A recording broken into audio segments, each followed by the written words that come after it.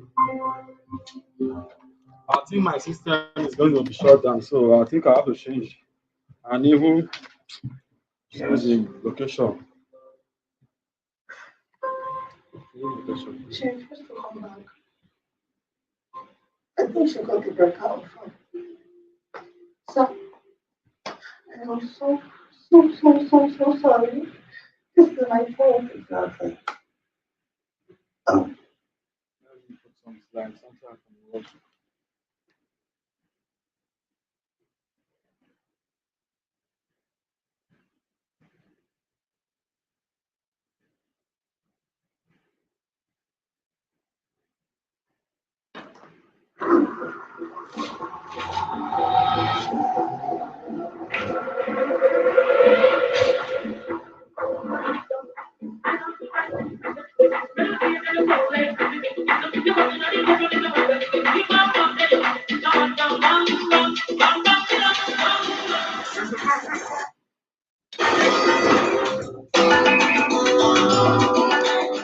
Then I can get it. Afan and Oduma. Hi guys. You got to rush your car. Please, how many times will I tell you? I told you before it is not my car.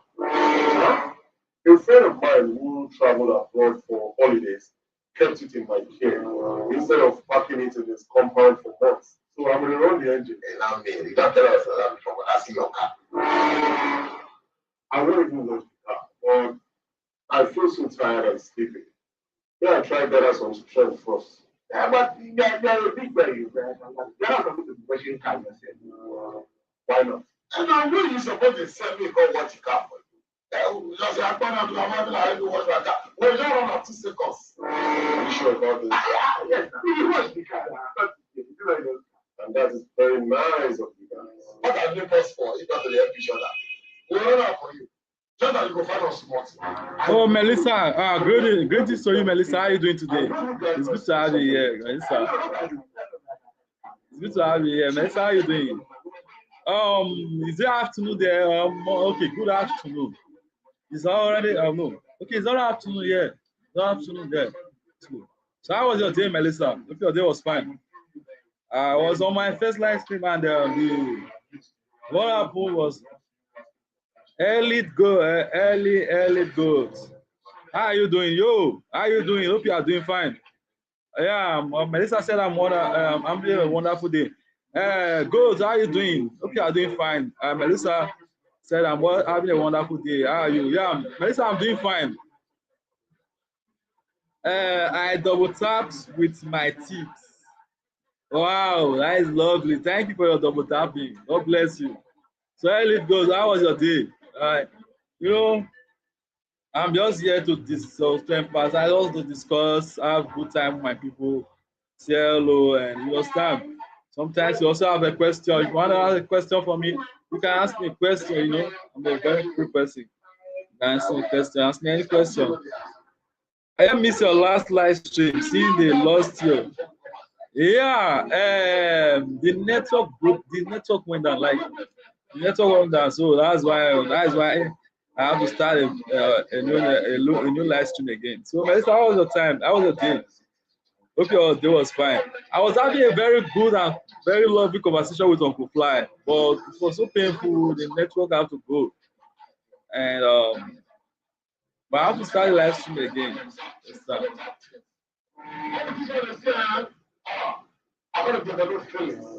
So, Melissa, it's been a while. Lately, I haven't seen you around most whitey like, but though I think you also have other whitey's live stream you always give. So I think one of the days, within like, I would like to host you on a joint live stream if you like discussion. So Elliot Goats 228. Where are you talking from? Elliot Goat 228. OPR Goat. Keep quiet. I want to warn you. What concern this matter? I want to concern you. Oh my God, it's How is Uncle Fly? Yeah, Uncle Fly is doing very fine. I was having a good conversation with him. Like we're chatting about something related to this government stuff, like how the government, like you understand. You know, there is a lot of things going on right now, and the government of this part of the world, and so we're all discussing things that are happening around the world. So that was when my network went down. That was when my network went down. So Melissa, what are your plans for today? What are you doing? What are you doing later for the day? Melissa. Please, everybody in the live stream, if you are there in the live stream, kindly click on the like button. You know, it's good to say hello, check on people with your star. Compose. Eh, this is us, DJ. Kharkov. Kharkov, I think you are you from Kharkov? Are you in J?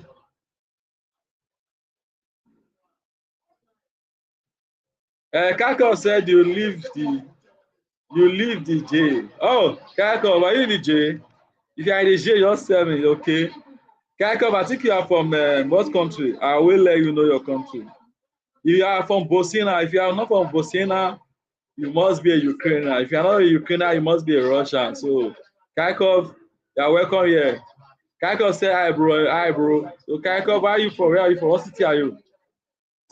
Melissa, I'm not on live. I'm not on long today. Just taking a quick break to say hi to a few people. Sadly taking down party tent. Storm last night flooded half our town. Oh, sorry. Okay, there was a stormy on town last night and flooded. There was a flood too. I'm sorry about that. Oh, but hope you are okay. Hope nothing, no damages, and hope everything's okay. Karkovina said, nice too, bro. Karkovina, where are you from? Where are you from, Karkovina? I think that name Karkovina should be a Russian name. If it's not a Russian name, that would be a Ukrainian name. Yeah, I think so. Thank you very much. One love, one love, one love.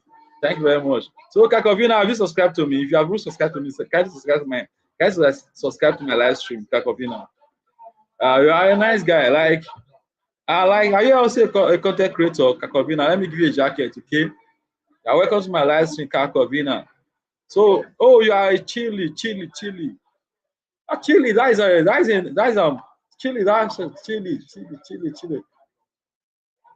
an American country. Chile is in Latin America. Yeah, I know. I know Chile is in Latin America. And you people speak Spain. Still Chile speaks Spain. But I was wondering why do you speak why is your name like a Russian name? Like you speak Spanish. So all right, love, must get back to clean up. You have a blessed day. Thank you very much, my Melissa. Thank you for being here. God bless you too. At least I have Kakovina from Chile. Yeah. So Kakovina, how is Chile? How is the life there in Chile today? I think it's early morning over there. I think it's early morning over there in Chile. So how is the life in Chile? Chile is a country in America subs. Yeah, I know Chile is a country in America subs. Chile, Chile has boundary with which country again? Chile has boundary close to like Chile, Colombia, and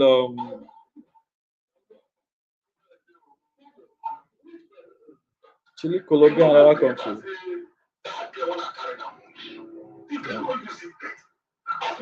I will catch you up longer next time. Thank you very much, Melissa. Oh, God bless you. You know I'm always cool. I'm here for you. Yeah.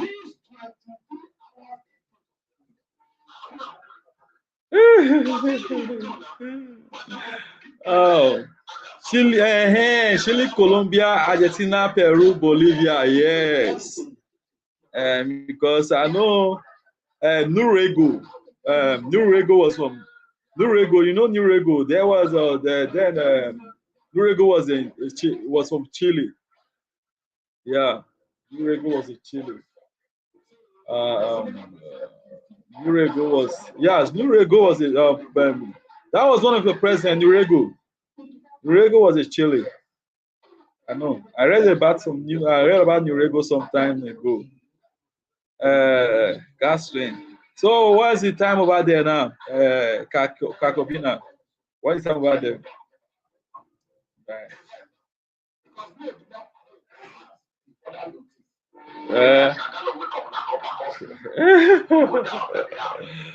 Okay, right.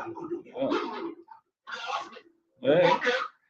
Confusing, right. So what's the time about there in Chile today? What's the time about there? All country of South America Latin. Okay, but Nurego was a Chile, was from Chile, right? President Nurego was from Chile, right?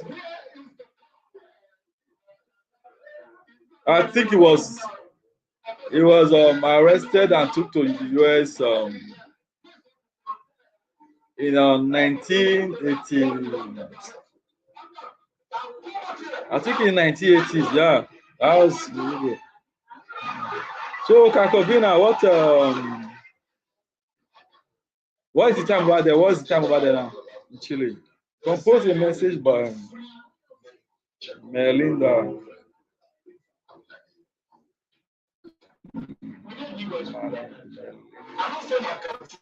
I say hospital for body children's checkup. Checkup with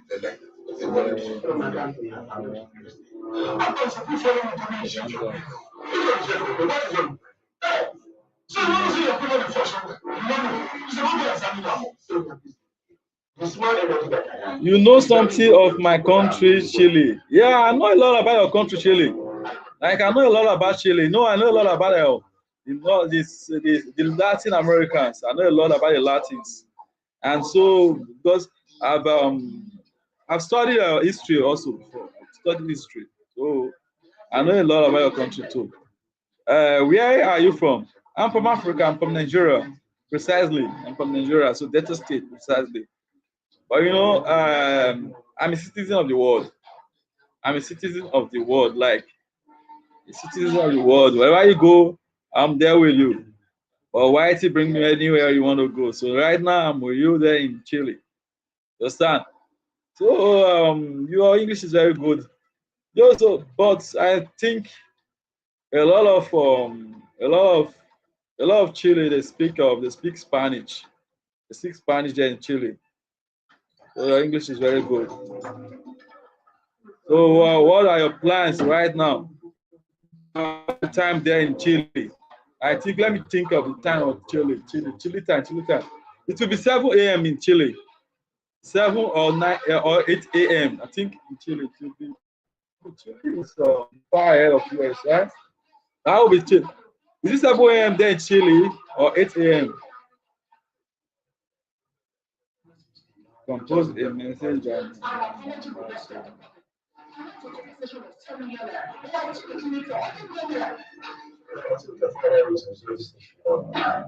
no problem. By the time I take this matter to social media, you keep speaking only.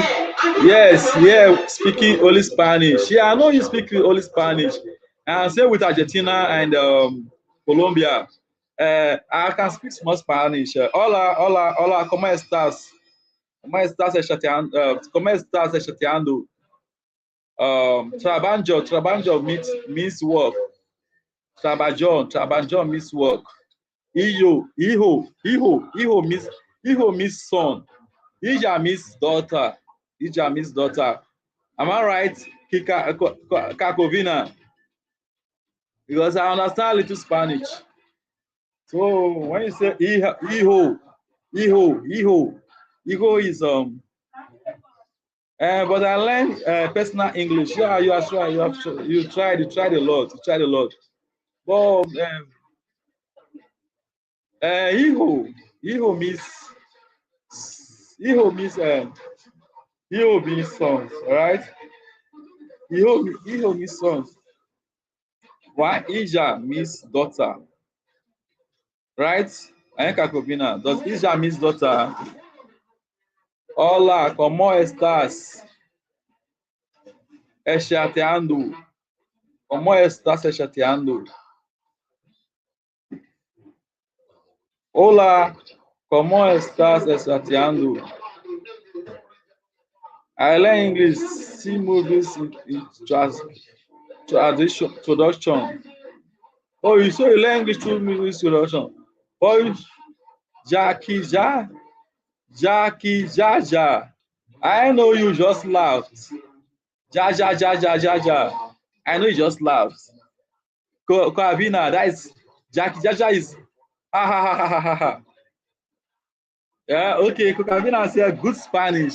Oh, I like am I trying? Yeah, I do. Like I've learned some few Spanish before, so I can only speak few. Oh, gracias, gracias. Uh, amor is love. Amor is love. Gracias is thank you. Gracias, mi amor. Gracias, mi amor. Meaning thank you, my love. Jaja, Jaja is mine. Yeah, yeah. I know Jaja, Jaja is mine. So I know Jaja, Jaja is mine. Jaja, Jaja, Jaja. I know Jaja, Jaja, Jaja is mine. So uh, what is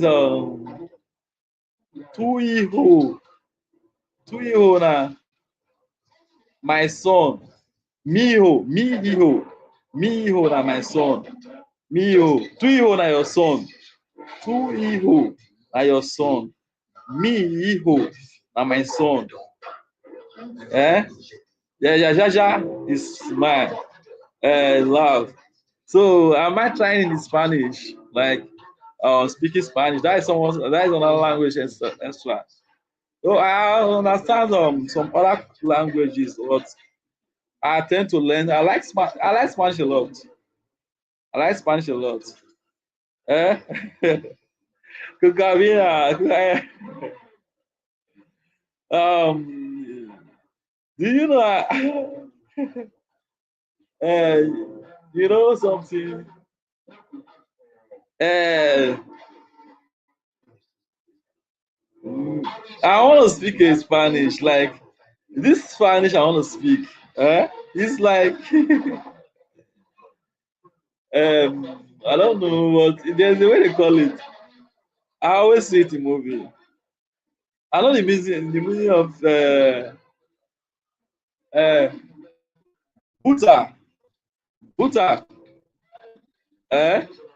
Buta is ikwe buta. Ikwe buta. You buta is a son of buta is a beach. Buta is a beach. Buta is beach. Hijo de buta. Hijo de buta is hola amigo.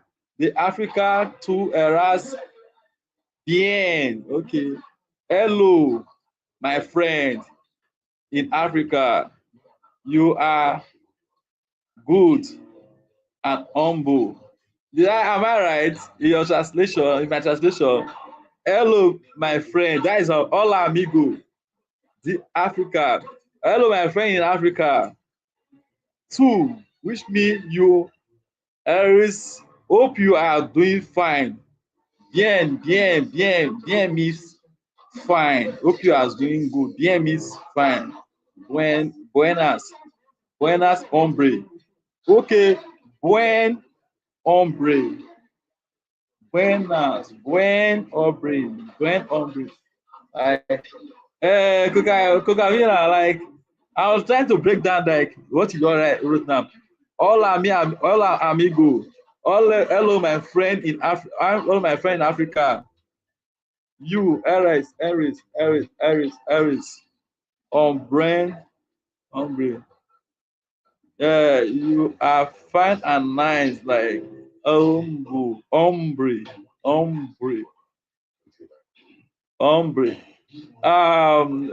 Kukavina, please translate the ending part. I understand half for now, like half of what you said now. Hello, my friend in Africa. Two Aries. Are you Aries? Aries, Aries, Aries, Aries, Aries. Aries, Aries, Aries, Aries, Aries. I don't know, like Aries. At least like on my own end here, at least said the translator. So I'm reading what you wrote, like hola mi amigo, hola mi amigo, hola mi amigo, hola amigo. Here in my country, you must learn through words. Through words, yeah. I know they in your country, but Spanish is a very lovely, it's a very lovely language. Spanish is a very lovely language. It's a very lovely language.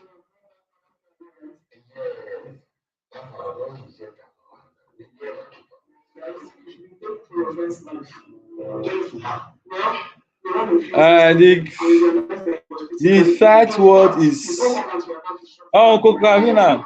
Please translate what you wrote. Hola mi amigo de Africa. Two Aries on bien hombre. What is the meaning of that? Because I understand hello. I only understand half. Hello, my friend. How are you? Hello, my friend Africa.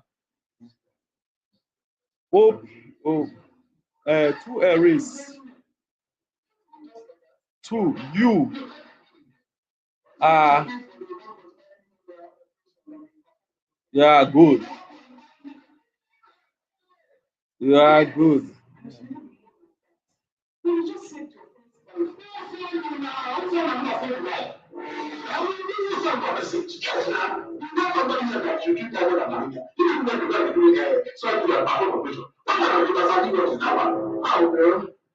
It seems as if much the test results on the reverse results. So we had to run first tests. Look, the good thing is that we saved your friend's life. Well, no one said to I'm saying you can't tell us why they will use you to do 1.5 to save life.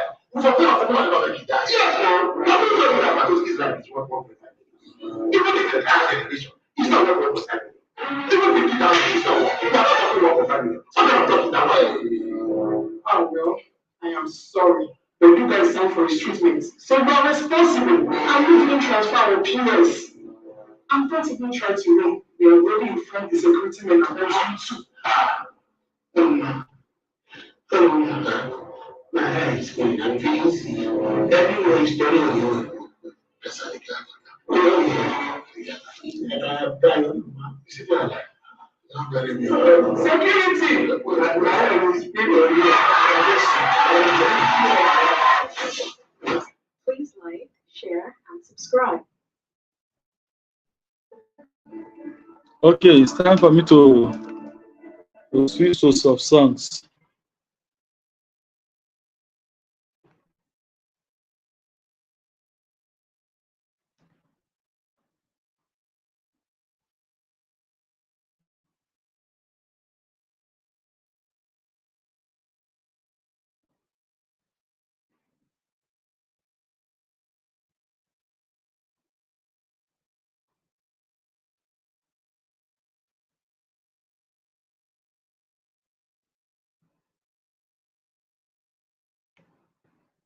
In Spanish, yes. Okay. Cocavina, please, I'll translate that word in Spanish. But I understand half of what he said, but not everything. Hola, Amida, Amida, Amida, Amida, Amida, Amida. Also like,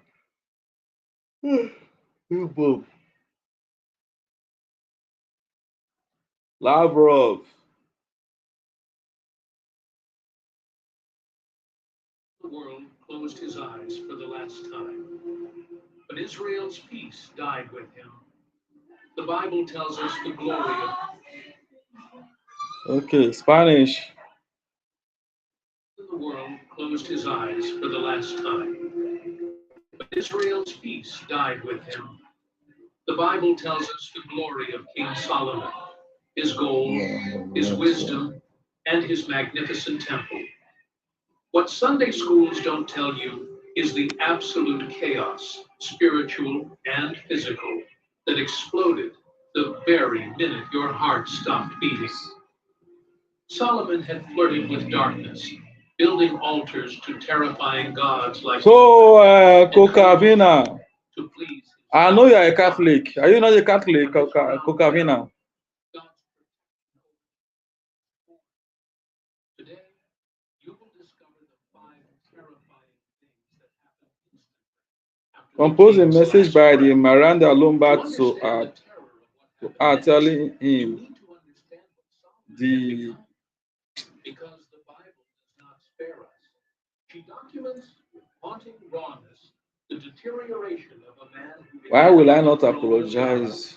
and ended on the altars of the devil. Solomon rose to power as the most promising heir Israel had ever seen. His father, David, was a man after God's own heart, a warrior, a poet, a repentant. But Solomon would be the builder. It was to him that God granted the honor of building the sacred temple in Jerusalem, the house where the divine presence itself would dwell among men. And in the early years of his reign, Solomon was exactly what God expected. In Gibeon, when God appeared to him in a dream and told him to ask for whatever he wanted, Solomon did not ask for wealth. He didn't ask for power.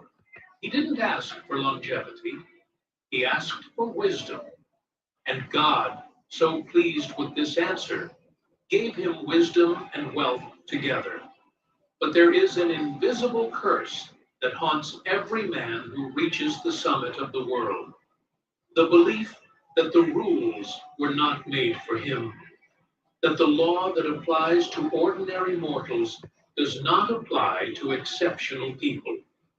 Solomon, surrounded by gold, palaces, and an absolute power that few human beings in history have known, began to believe exactly that. The Torah had commanded the kings of Israel not to multiply horses, not to accumulate excess silver and gold, and above all, not to take too many wives, lest their hearts go astray. Solomon violated the 3 commandments. He accumulated horses by the thousands, brought from Egypt. He accumulated gold in quantities that the human mind could barely conceive. And he took women, not 10, not 50, not 100. The Bible tells us with a coldness that cuts: 700 wives of royal lineage and 300 concubines, 1,000 women in total. These women came from Moab, from Ammon, from Edom, from Sidon, from Egypt. They came carrying with them their gods, their rituals, their altars, and their religions.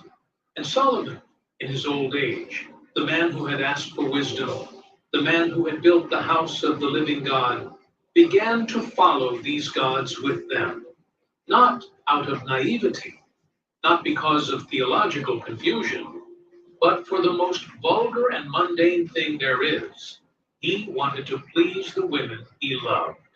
The sacred text is absolutely devastating at this point. In 1 Kings chapter 11, verse 4, he tells us that when Solomon was old, his wives turned his heart away to follow other gods.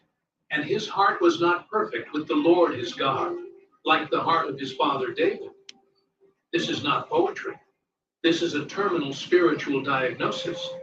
And who were these gods? They were not philosophical abstractions. They were not religious metaphors. They were entities that the sacred text identifies with terrifying clarity. Ashtoreth, the goddess of the Sidonians, the queen of heaven, the female entity of war and fertility who was worshipped with rituals of sacred prostitution. Milcom, the abominable god of the Ammonites. Chemosh, the abominable god of the Moabites. And the most horrifying of all, Molech, the god of the Ammonites, for whom children were thrown alive into the fire as a sacrifice. Solomon not only tolerated these cults, he built altars for them. In the mountains around Jerusalem, the same city where the temple of God stood in all its glory, Solomon built shrines for these entities. The text says that he built a high place for Chemosh on the mountain before Jerusalem and for Moloch. The sacred land was being literally and spiritually contaminated. The temple of the living God looked down on the demon altars. Holiness and abomination divided the horizon of Jerusalem. And while all this was happening, the people watched. Because the king set an example. Now I'm trying with my concert, and now right now thought it was acceptable. Who were the common people to question it? Solomon lived the last years of his reign in this monstrous contradiction. The builder of the temple of God and the sponsor of the altars of demons. The man who had heard the divine voice in a dream, who had written Proverbs, Ecclesiastes, and the Song of Songs, who had attracted the Queen of Sheba with his wisdom, this same man now burned incense to idols and allowed the blood of children to water the promised land. And then his heart stopped.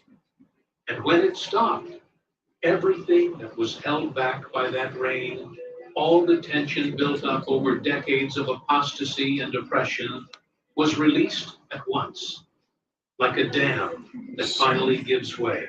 Before Solomon died, God had already pronounced judgment, not in a whisper, loudly and clearly.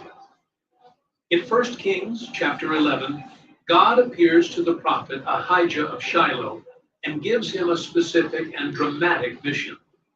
He encounters Jeroboam, a young servant of Solomon, who had distinguished himself as a capable administrator in a field outside Jerusalem. And there, away from eyes, Aias does something that looks like a scene from a symbolic nightmare. He takes off the new cape he's wearing, tears it into 12 pieces, and he gives 10 of them to Jeroboam. The message is unequivocal, visceral, and devastating. God will tear the kingdom from Solomon's hands.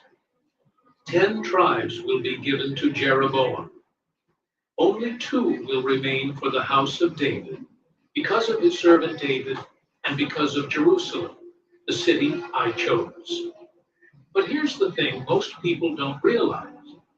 This prophecy wasn't for the distant future. It was to be fulfilled immediately. The moment Solomon closed his eyes, the clock was reset, and the countdown came to an end. Rehoboam, the son of Solomon, ascends the throne in Shechem to be confirmed as king over all Israel. And this is where things start to fall apart in real time. The people of Israel, exhausted by decades of forced labor, crushing taxes, and endless corvée,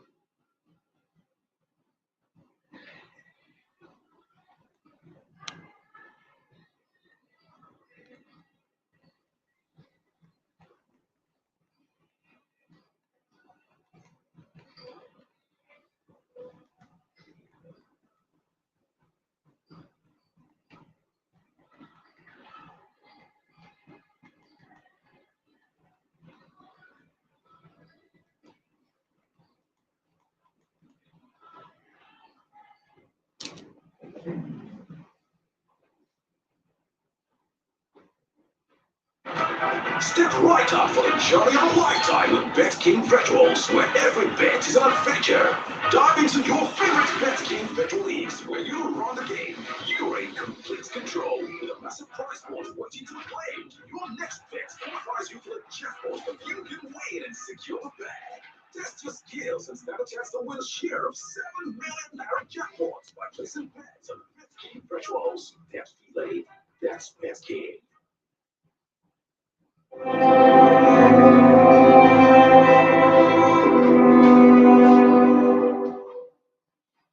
Imagine a simple farmer who refused to sell his land and ended up facing one of the most powerful kings in the Bible.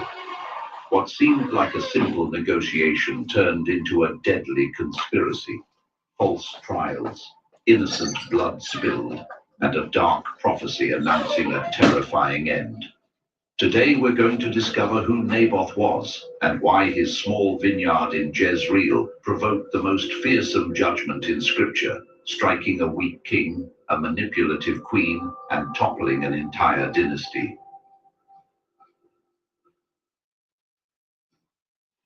The name Naboth comes from the Hebrew Navot, meaning sprouted, fruitful, produced by God. He lived in Jezreel, a fertile and strategic city in the northern kingdom, surrounded by ideal land for growing grapes and producing wine. He was neither prince nor priest, just a devout farmer, deeply rooted in faith in the Lord and in the laws that governed inheritance in Israel. His property, the famous vineyard of Naboth, was not just any plot of land. In Israel, the land was considered the Lord's domain and granted to each tribe as a sign of the promise made to Abraham. When Joshua divided Canaan, each clan received its portion. That vineyard was Naboth's family legacy. Hello, welcome to my live stream. That's why the Mosaic law was emphatic. The land shall not be sold forever, for the land is mine. For ye are strangers and sojourners with me.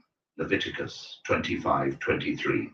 So shall not the inheritance of the children of Israel remove from tribe to tribe. For every one of the children of Israel shall keep himself to the inheritance of the tribe of his fathers. Numbers 36:7. According to this command, the land could not be permanently sold. If someone became poor, the sale was temporary, and the nearest relative could redeem the property. In the year of Jubilee, every 50 years, everything returned to the original lineage. This protection kept families from losing their legacy and stopped kings or the rich from hoarding all the land, turning Israel into a feudal state. It was God's way of reminding his people that the land belongs to him. This is the setting of the episode. Israel, already living in idolatry and corrupted by the Phoenician influence of his wife Jezebel, coveted Naboth's vineyard to turn it into a simple vegetable garden next to his palace in Jezreel. He offered money or a better piece of land, but Naboth answered with reverence and firmness, "The Lord forbid it me, that I should give the inheritance of my fathers unto thee." 1 Kings 21:3. This phrase, "the Lord forbid it me," is an invocation of loyalty. May God keep me from doing something so offensive to his law. Naboth wasn't being stubborn or bargaining for a better price. He knew that selling that piece of land meant breaking covenant, surrendering a sacred legacy to an apostate king, and despising God's sovereignty over his family's inheritance. Notice the quiet courage here, a simple farmer looking at the most powerful man in the northern kingdom and saying no, not out of pride, but out of fear of God. Few mention the weight of this act. Naboth risked his life by defying a king who had little regard for the law and was ruled by a queen notorious for persecuting and killing the Lord's faithful. And it is precisely this no, grounded in divine justice and the memory of his fathers, that triggers one of the darkest pages of biblical injustice. The king sulked, but the one who would truly move the pieces to spill innocent blood and defy God himself was about to step onto the stage, Jezebel. King Ahab, son of Omri, ruled the northern kingdom for 22 years, 1 Kings 16:29-33, and became a symbol of power without the fear of God. Politically, he seemed skillful. He built alliances, strengthened Samaria, and amassed wealth. But spiritually, he was one of Israel's worst kings. Scripture says he did worse than all who were before him, because he gave himself over to idolatry in Israel and provoked the Lord's anger like few others.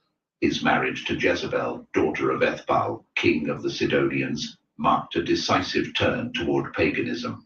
Jezebel brought with her the worship of Baal and Asherah, supporting hundreds of false prophets, 1 Kings 18:19, and persecuting those who remained faithful to the Lord. Ahab didn't just tolerate this spiritual corruption, he sponsored it, building temples and altars for Baal in Samaria. Instead of leading his people in covenant with the God of Israel, he became a puppet of idolatrous interests. In this morally decayed setting, Naboth's vineyard caught the king's eye. To Ahab, it was just a well-located plot, perfect for turning into a garden. The biblical text shows a man ruled by childish desires. When Naboth refused to sell out of loyalty to the law, Leviticus 25:23, Numbers 36:7, Ahab went home, heavy and displeased, lay down on his bed, turned his face away, and refused to eat. 1 Kings 21:4. It's an almost pathetic scene for a king, powerful before nations, yet unable to accept a spiritual boundary. This portrait of weakness is crucial. Ahab had the crown, armies, and alliances, but he lacked the fear of the Lord. His heart was already surrendered to covetousness and pagan influence, making him vulnerable to Jezebel's manipulation. And it is exactly through this weakness, the void of a king who wants more than he can rightfully have, that Jezebel steps in to turn a simple royal whim into a heinous crime. Now the story darkens. No longer just a weak, frustrated king, but a calculating queen about to spill innocent blood and challenge God himself. The injustice that follows will become the spark for a divine judgment that will mark Israel forever. With Ahab sunk in frustration and unfulfilled desire, the true dark force behind the throne appears. Jezebel, daughter of Ethbaal, king of Sidon.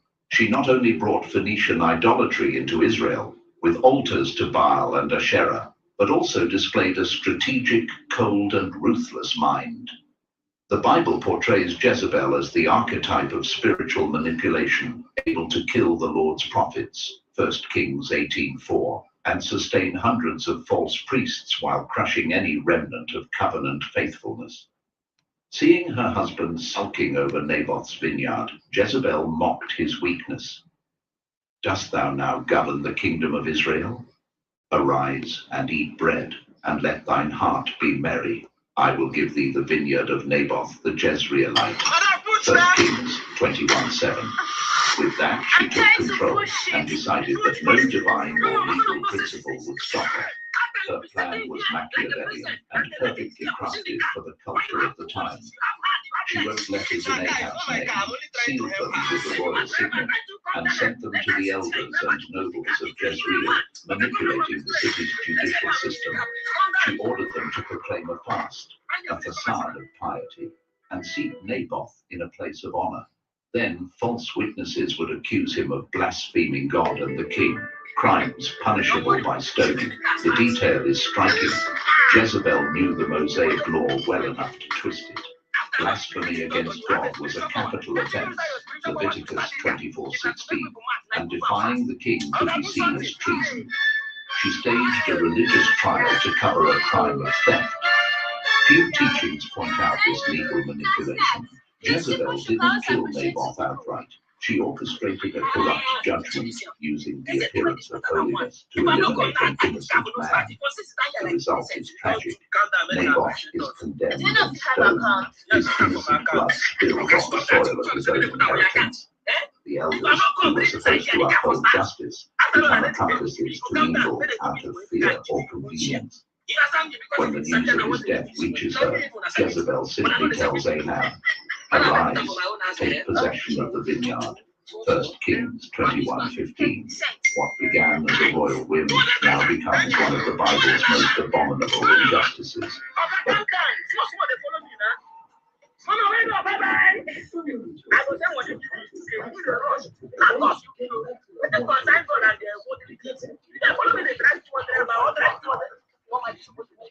my friend, give me my money, John. I will carry this for Cabo spiritual.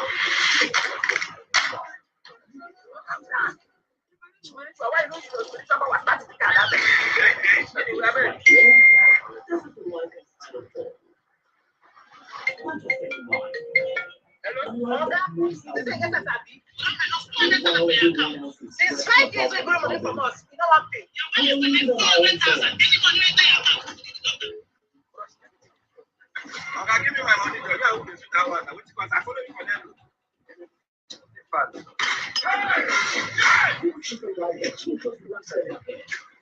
Jesus, that's a I know my own that take me about 2,000. I do that and they got 600,000. Mama, down. I'm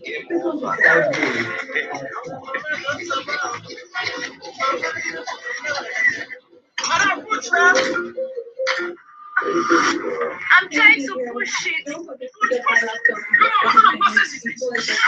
can you be sitting here like a person and the lady is still pushing it? Now I found out that the Greeks were supposed to have been the founders of civilization because they were civilized white folks. The Greeks got their civilization from the Egyptians, and the Egyptians were black people. And the Greeks passed their civilization on to the Romans. And the Romans were a very stupid, dumb bunch of people for the most part. They couldn't retain it, they lost it. They had a dark age in Europe for 500 years. And then another bunch of African wars drawn off Africa, into Spain, and started civilization all over again. So instead of Europe civilizing Africa, Africa has civilized Europe. That's what you have to keep in mind. Now I found out that echoes here. Scripture makes it clear that God is not indifferent when the innocent are killed and when his laws are violated for political gain. Jezebel's diabolical scheme had been completed, but the Lord was already preparing a response that would change the fate of that entire house. God's silence over Naboth's death did not mean forgetfulness. While Ahab went down satisfied to take possession of Naboth's vineyard, something was already moving in heaven. The Lord spoke to the prophet Elijah, the same who had faced the prophets of Baal on Mount Carmel, 1 Kings 18, and sent him directly to the crime scene. This is significant. God did not call Elijah to speak in Samaria or in the palace, but right there on the ground, stained with innocent blood. The scene is dramatic. A victorious king walking through the vineyard he stole, and a prophet appearing as the messenger of God's judgment. The Lord's word through Elijah is sharp and poetically just. Thus saith the Lord, hast thou killed and also taken possession? In the place where dogs licked the blood of Naboth shall dogs lick thy blood, even thine. 1 Kings 21:19. And concerning Jezebel, the dogs shall eat Jezebel by the wall of Jezreel. 1 Kings 21:23. No detail is random. Dogs to the Hey, Fossy, what's up? unclean, and Welcome to my live stream. How you doing, Fossy? Hope you are doing fine. What God declares here is total dishonor. The king who should have been remembered with glory would be treated like a It's good to have you here, Fossy. Jezebel, the powerful queen, would have her body torn apart, denied a proper burial. Few notice this. The prophecy is also location specific. The phrase, in the place where dogs licked the blood of Naboth, is not generic. God is saying the very ground that drank the innocent's blood will witness the guilty's humiliation. It is divine justice measure for measure, a detail showing the Lord's care to reverse evil publicly and memorably. Ahab's reaction is surprising. The king humbles himself for a moment, tears his clothes, and fasts. 1 Kings 21:27-29. Because of this act, God delays part of the punishment until his son's reign. But he does not revoke the sentence. The destiny is sealed. The prophecy will be fulfilled in its appointed time. This scene is a turning point in Naboth's story. Until now, it seemed like an unanswered abuse of power. But now Elijah appears, bringing the voice of God himself, and every word sounds like thunder against Samaria's palace. Years may pass, but the word of the Lord never falls to the ground.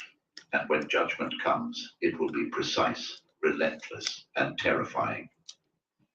Years passed after the prophet Elijah's sentence, but God's judgment never fails. King Ahab, though he showed superficial repentance, did not change his heart. He continued leading a people steeped in idolatry. ignoring the Lord's holiness. Then came the day when the prophecy would begin to unfold in a way only God could orchestrate. The scene is the war against the Syrians at Ramoth Gilead, 1 Kings 22. Ahab allied with King Jehoshaphat of Judah to try to reclaim that strategic city. Before the battle, the prophet Micaiah warned that the king would fall if he went to war, but Ahab chose to defy the anywhere, anytime. Thank you. Fought like anywhere, anytime. See, oh yeah, people because since no one like a video, you now you give me fought like you see, just imagine. Only white people, there be any people away. Describes a chilling detail. And a certain man drew a bow at a venture and smote the king of Israel between the joints of the harness. 1 Kings 22:34. A random, undirected shot found precisely the only lethal. Anywhere you want to, Jay-Z, you want to shop apple from the Garden of Eden. And Jay-Z, you want to eat the apple from the Garden of Eden. This is one of the apples.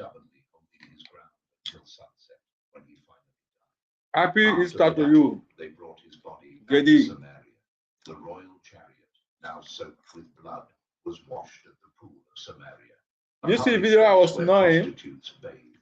There, fulfilling every detail of the sentence, Scripture records, and one washed the chariot in the pool of Samaria, and the dogs licked up his blood, according unto the word of the Lord which he spake.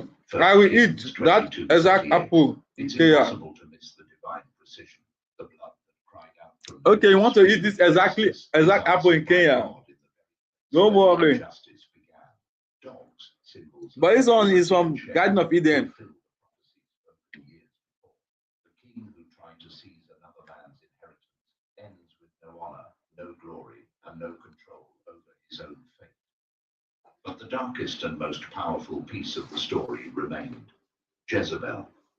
If Ahab's death already displayed the force of divine judgment, the queen's fall would prove that no power, no matter how calculating or cruel, can stand. The stage is now set for one of the most striking scenes in all of Scripture. With Ahab dead and the throne vulnerable, God raised up a new instrument of judgment. Jehu, commander of the army, prophetically anointed to wipe out the house of Ahab and purge Israel of idolatry. 2 Kings 9:1-10. Jehu rode fiercely in his chariot, determined to fulfill every detail of the word Elijah had spoken years earlier. When news came that Jehu was approaching... Oh, you're not going to work today? Okay, today's Saturday. Hope you're having a good rest. So, Jay, what are your plans for today? I guess you'll be cooking some rice.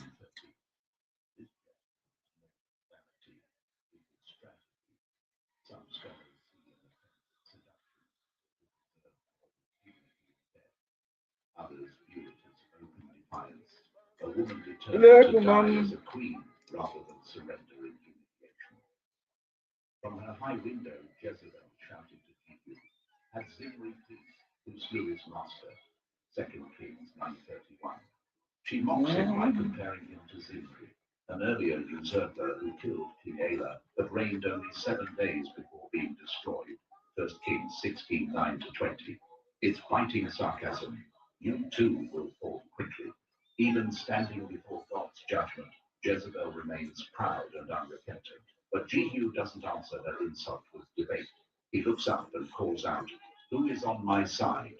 Who? 2 Kings 9:32. Several eunuchs, once her servants, lean out in support of the new king. Jehu's command is short and ruthless. Throw her down. They obey. The body of the once powerful queen crashes from the window, strikes the wall, and her blood splashes on the horses and on Jehu himself as he drives his chariot over her. 2 Kings 9:33. The scene is brutal and loaded with symbolism. The woman who staged those trials now dies without one. Why do you think it's so sharp? By the God she was fine. Later, Lack of seeds. they found only the skull, feet, and the palms of her hands. 2 Kings 9:35. Dogs have devoured the rest of her body, fulfilling Elijah's prophecy to the letter. The dogs shall eat Jezebel by the wall of Jezreel. 1 Kings 21:23. In Israelite culture, to be left unburied was ultimate shame. To be eaten by dogs meant complete impurity and curse. This is one of the Bible's most powerful secrets of divine justice. Jezebel, who manipulated laws to shed innocent blood, ends up torn apart and with no glory and no legacy. The pride that defined Israel could not withstand the weight of the sentence, but the judgment was not yet finished. It's chapel. They have sons, heirs to the throne, So JD, how was your what is the time there now? It's already 5. It's already 5 there. Okay, yeah, no, it's already 5.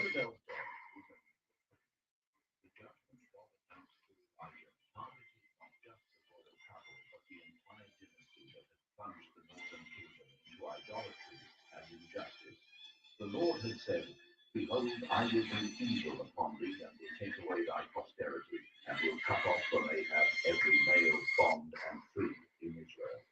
1 Kings 21:31-22. To fulfill this word, the new king Jehu moved forward with relentless determination.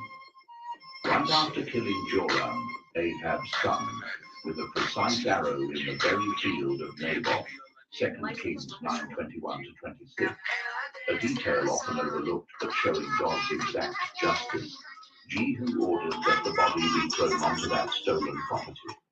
It was a symbolic act. The blood of the oppressor's son stained the ground that had cried out for justice since Naboth's murder. But the purge of the dynasty didn't stop there. Jehu sent letters to the leaders of Samaria, where Ahab's 70 sons were being raised, first challenging them to choose a successor to fight for the throne, knowing they would fear him. Overcome with terror, the leaders surrendered and handed over all the sons. Jehu then ordered their execution, placing their heads in baskets and displaying them publicly at the city gate, 2 Kings 10:1-11. It's a grim scene, yet it fulfills God's prophecy, word for word. Thus, the house of Ahab was completely wiped out. No descendant remained to claim the throne. The cycle of corruption, idolatry, and innocent bloodshed ended abruptly and irreversibly. What began with coveting Naboth's vineyard turned into a political and spiritual earthquake that redefined the future of the northern kingdom. Few notice the profound irony God writes here. A simple farmer, unjustly killed, becomes the trigger for the downfall of an entire dynasty. The fulfilled prophecy shows that the Lord not only sees injustice, he acts in history, toppling thrones to defend the holiness of Israel's inheritance and the memory of the innocent. Thus, the vineyard that seemed lost became an eternal memorial of divine justice. The ground that received Naboth's innocent blood became the stage where God exposed the vanity of human power and the ultimate fate of those who defy his laws. If this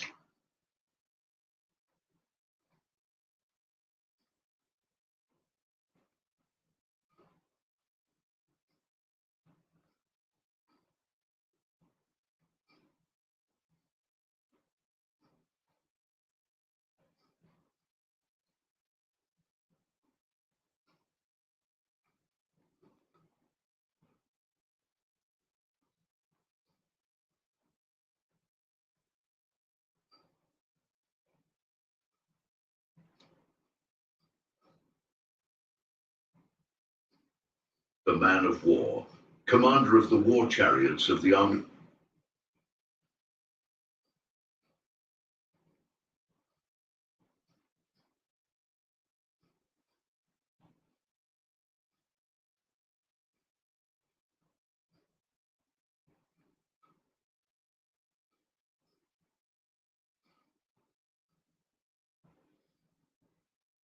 Was a man of war, commander of the war chariots of the army of Israel. He served under King Joram, son of Ahab.